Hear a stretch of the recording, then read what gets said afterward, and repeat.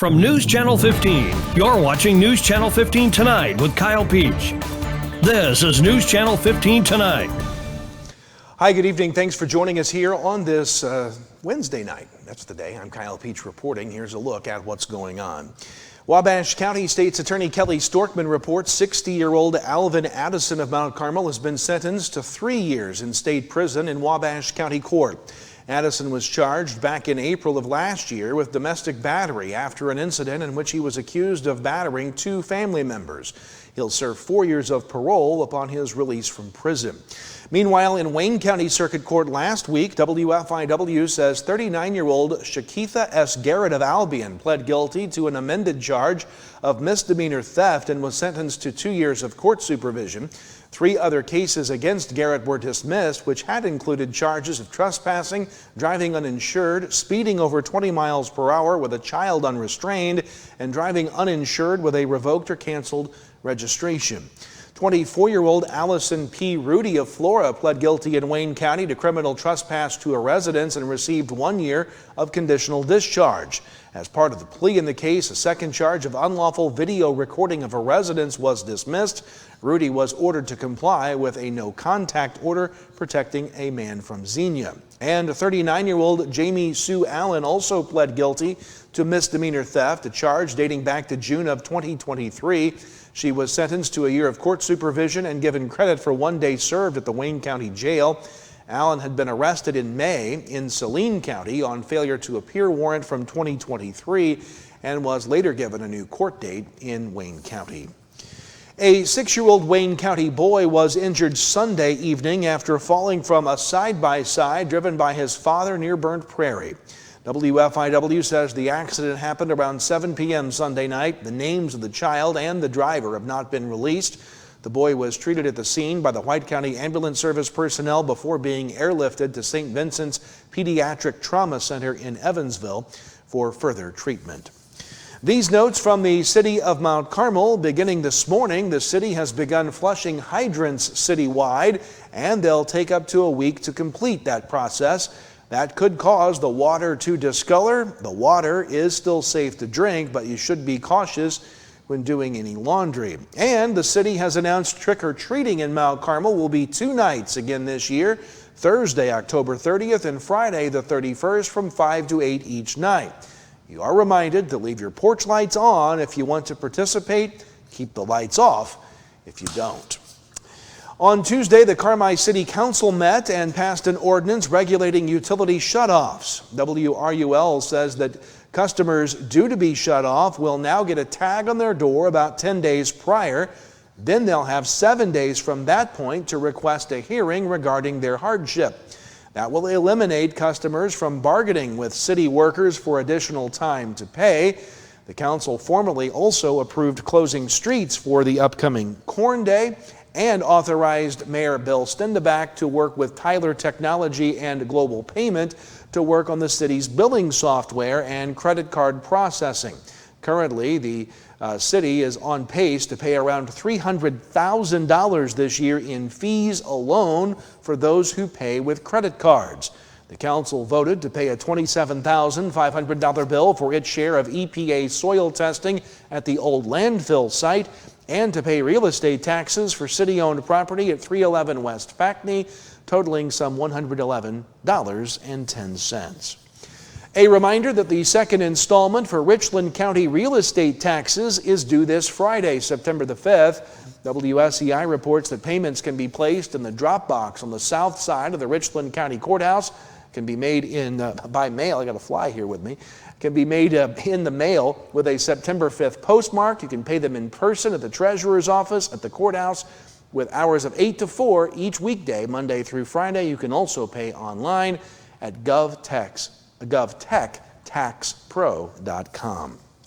Well, for the first time since 2017, there are new guidelines for blood pressure to help prevent future health conditions like heart disease and dementia. And these new recommendations have doctors being a little more aggressive about high levels of blood pressure. In our Health Minute, Mandy Gaither has the key points to know about those new guidelines.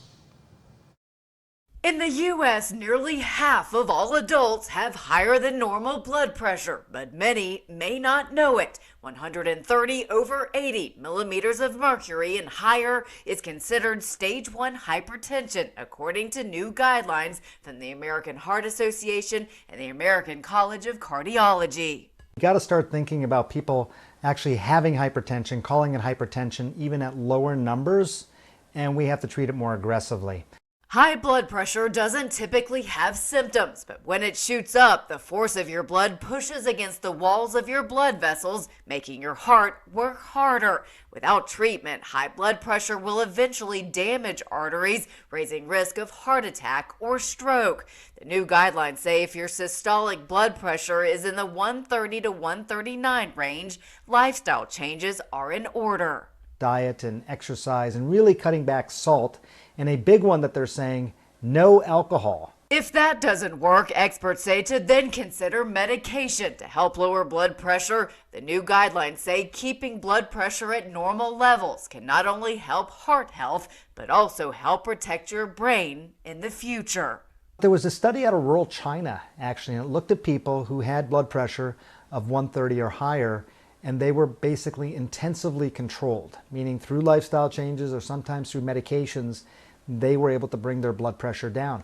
And they found that when they did that, they also lowered their risk of dementia. For Health Minute, I'm Mandy Gaither.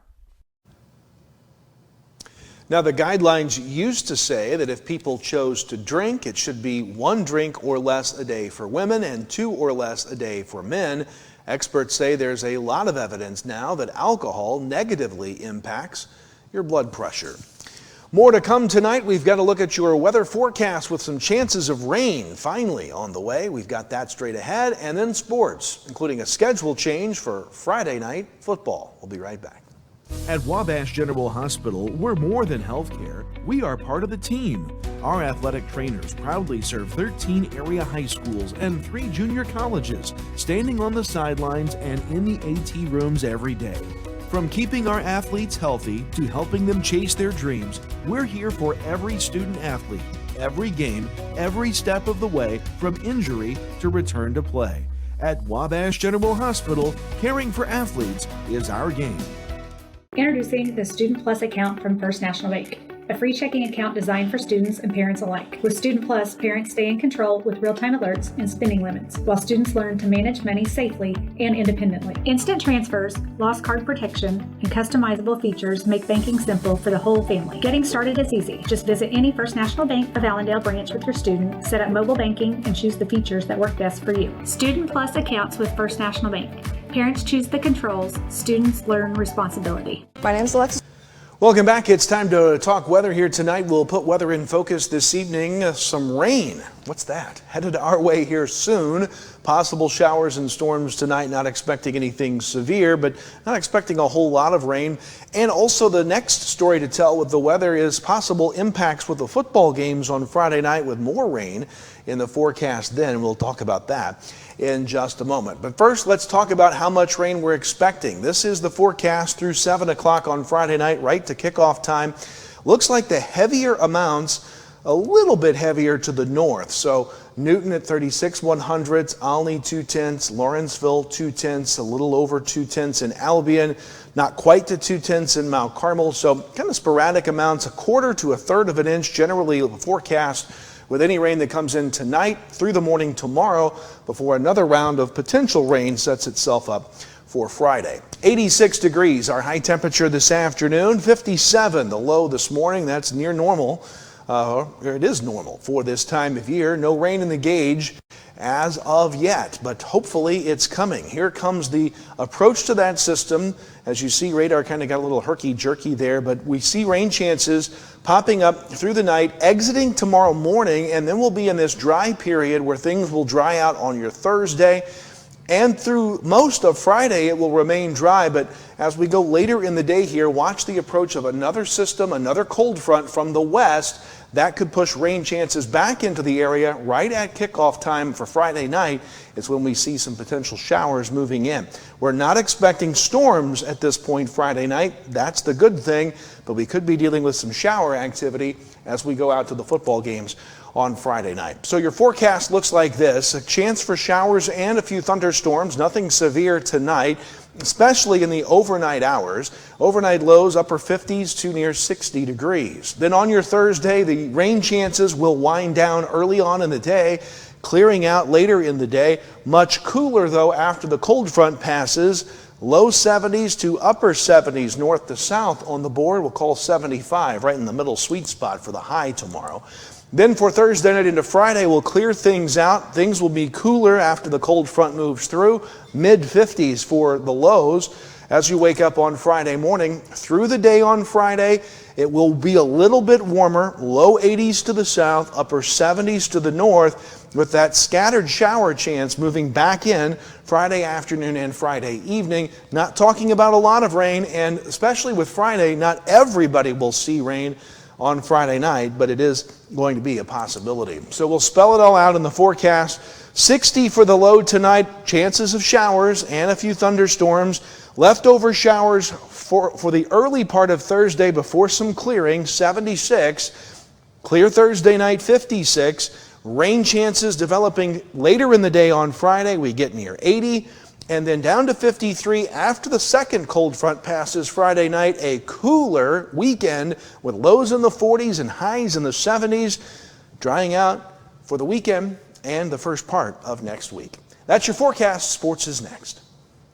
Summer savings are here at Steve Faulkner Automotive. Get a 2025 Explorer up to $5,100 off. And get a new 2024 F-150 up to $13,600 off. See them all at SteveFaulknerAutomotive.com.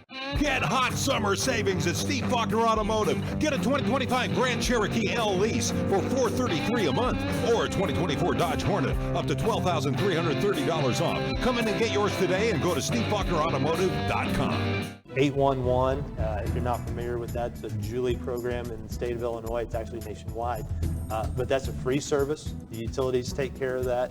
Customer wanting to dig or plant flowers or fence posts or something like that, call that service. Give us 2 business days. That's the law, 2 business days notice. We'll come out and we'll locate all the underground utilities in your area and make sure that you know where you're able to dig and you can dig safely, and we're protected and you're protected that way. Welcome back. Let's talk sports. Some football game schedule changes for this weekend. The Carmel game at Flora, which was for Friday night, has now been pushed back to Thursday night tomorrow night, as Flora could not find officials for the originally scheduled game. That game will now be Thursday at 6:30 at Flora. Also, for the same reason, the game between Carlisle and Lawrenceville is now on Thursday. Tomorrow night, kickoff at 6 p.m. at Lawrenceville. Due to having a varsity game, the freshman game for Lawrenceville versus Greenville has been canceled. High school volleyball last night. Mount Carmel beats Oblong 2-0. Edwards County beat Massac County 2-0. Grayville over North Clay 2-1. NCOE over Hamilton County 2-0. Woodlawn beat Red Hill 2-0. Oakville over Salem 2-1. Wayne City beat Weber 2-0. And Newton beat Altamont 2-0. High school golf at Carmel yesterday. Waltonville wins the boys' side at 166. NCOE second at 168. Carmel third at 171. Hardin County fourth at 208. Carmi's Max O'Daniel, gold medalist, at 38. On the girls' side, it was Waltonville first at 214. Carmi was second at 220. Neither other team had team scores. At McLeansboro on the boys' side, Hamilton County first at 159. Nashville second at 163. Goreville third at 173. Harrisburg fourth at 174.